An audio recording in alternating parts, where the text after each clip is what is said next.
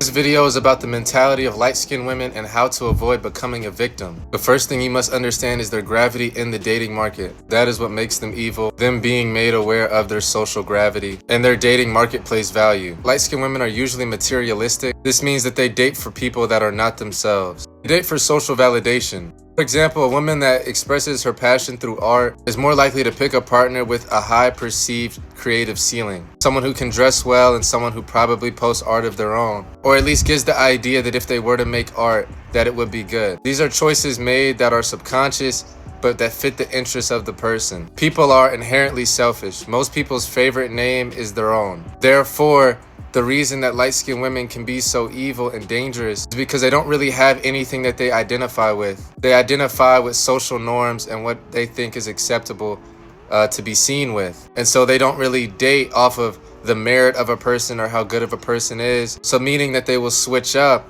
for whoever. Imagine we're all in a pool and I have on a 5-pound vest and the person next to me has on a 5-pound vest and the person next to them has a 5-pound vest on.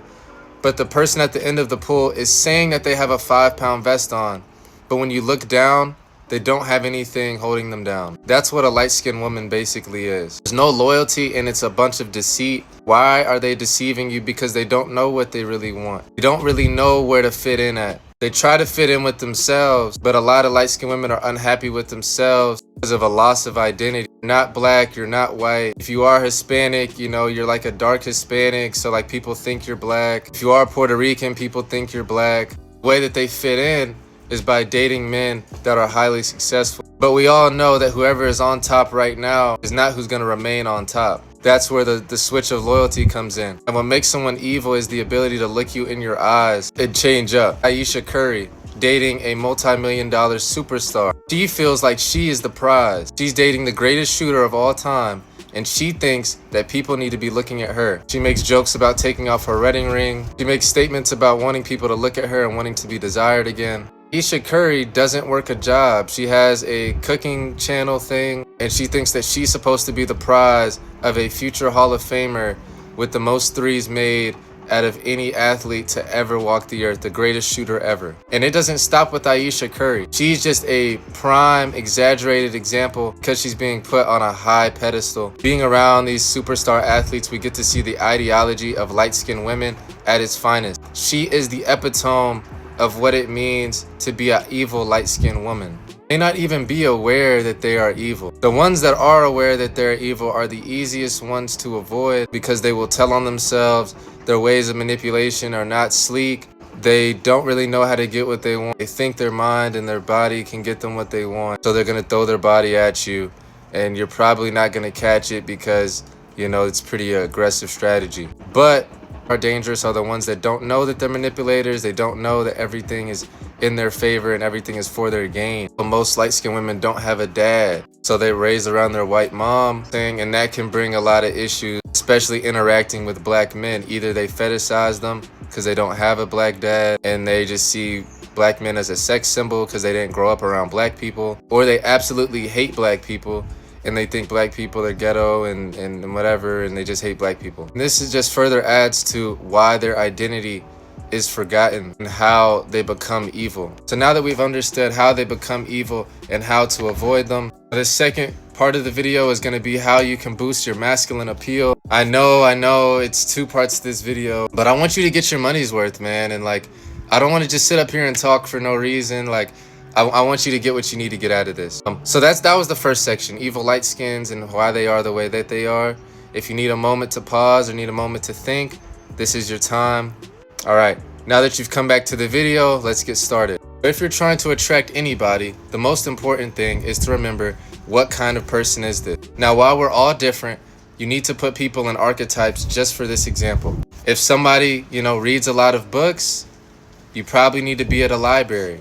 If someone is materialistic, you're probably going to need a lot of money. If someone likes football players or has had a previous history of dating a whole bunch of athletes, you probably need to play football or become an athlete of some kind, or at least hang around other guys that are athletes. The way to get a good scope on this is have friends that are all kinds of archetypes. I have friends that rap, I have friends that are emo, I have friends that tattoo, I have friends that are thugs, I have friends that play Division I basketball, I have friends that do all kinds of things. And the reason that this is important is because I can gauge what kind of women go for them, and I don't put myself in a niche. But I can see, okay, this guy's really into heavy metal, and these are the kind of women that come to him.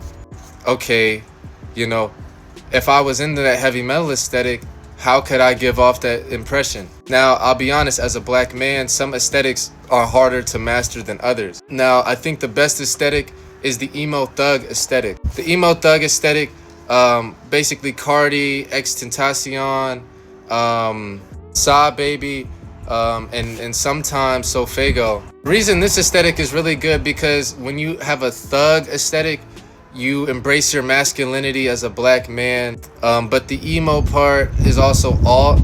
So anybody who's into people that are alt, if you're into black people, you're probably like people that are alt, just because, like, you know, as a black man, you're already dark. So like adding on to that, you know, masculine aesthetic by having, emo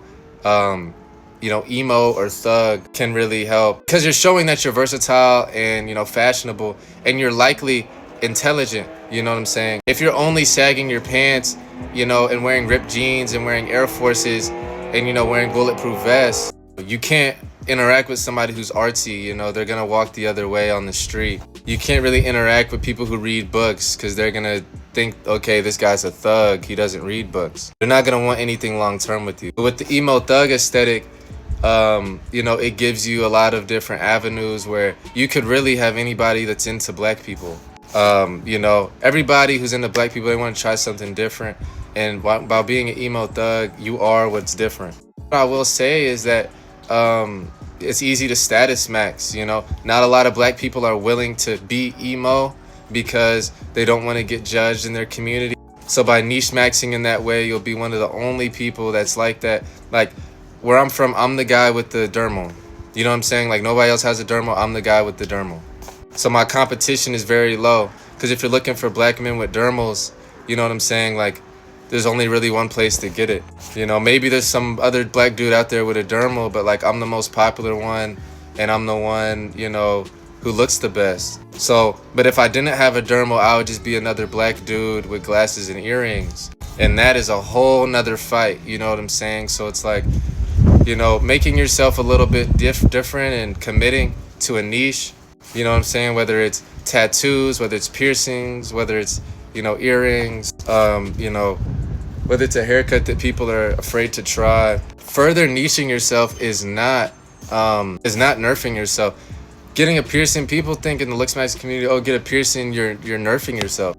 Imagine a video game where your character, you have certain stats, you know what I'm saying? And like by niche maxing, you pretty much enter a lobby that suits your stats. Like if I have a character that's really good at dribbling, and then I have another character that's really good at shooting, I would not take my character that's really good at dribbling into a game with people that have high steal ratings, because I'm gonna get the ball poked loose. There's no point in me trying to dribble with Kawhi Leonard or Gary Payton in my face. Now, if I know people are gonna be swiping for the ball and they're gonna be low on my body, I want to be able to shoot the ball. When you think about the general population, imagine walking into a game, everybody is LeBron James, because the window of error is lower, because you're competing against more people. By niching yourself, I don't even have to compete against you. I never have to see you in a game. Like playing against 2016 Chino Hills. You know, like you can be good at basketball and not beat Chino Hills, you know what I'm saying? And it's not a fair distribution, you know what I'm saying? There's not enough to go around because everybody wants the best, you know what I'm saying? And it's lazy to not niche. So the lazy people that look really good are gonna win. And basically by not niching, you're making it a genetic battle about who's the tallest, who's the most striking, whose voice is the best, so on and so forth. A whole bunch of things that you can't really control other than hygiene. And like once you've pretty much mastered hygiene, you just have to fight with all these dudes. I'm not trying to be in a lobby with Marlon and King 6'8". Like I'm not trying to fight with them guys, bro. Like I'm in my own little niche, and like I dominate my niche, you know what I'm saying? And you know, nobody can come and F up my niche, you know what I'm saying? And that's because I specialize myself. I made myself really good at one thing, and I'm good at that one thing. You know, I would not try to dunk with Larry Bird, you know what I'm saying? And so I'm Larry Bird, and I'm just gonna keep shooting that corner fadeaway. You know what I'm saying? And it's gonna go in, cause that's what I'm good at. That's